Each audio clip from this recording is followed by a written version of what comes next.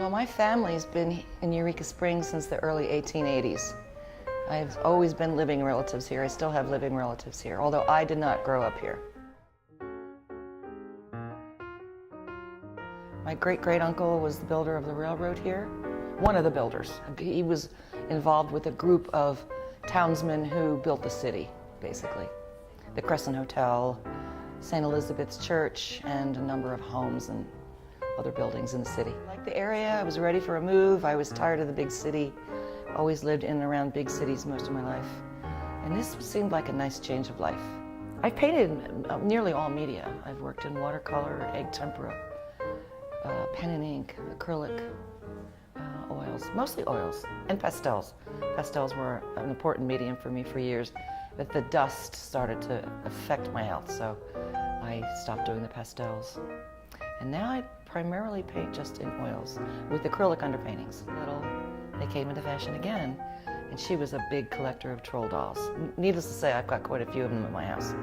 So I just started inserting them into situations. So there's humor in all the paintings with the troll dolls. I primarily did figurative work, figures, portraits, for years and years.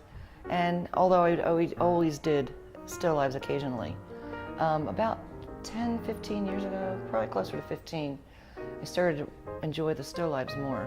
But I didn't want to do a traditional still life in the sense that, you know, the wine bottle, the fruit, whatever, you know, and I didn't want to stop the eye from going into the space of the painting.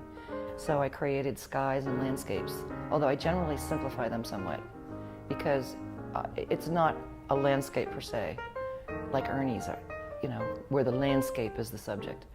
The background basically is a backdrop for the objects in the painting. Sometimes they're symbolic, sometimes they're just chosen because they're, to me, like jewels, the colors and the shapes. I just think they're lovely. But the larger ones with the landscape and the sky backgrounds tend to be a little more surreal. I let things float or exist in midair. I don't necessarily feel that gravity is a necessity in a painting. We wanted to have variety. We wanted to show various ways art can be made. We would love to have more three-dimensional art, but we don't have the space for it. So we do guest shows, bring in artists with smaller pieces, three-dimensional, sculptural, or ceramic, or crafts. So since we're all, except for John does some three-dimensional work, we're all two-dimensional artists. So it was important to have the variety.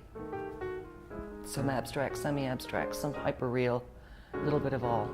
Oh, it's a quiet life here. It's not, we don't have a rat race. I like being an artist at this point, especially at this point in my life, because kids are grown up and out.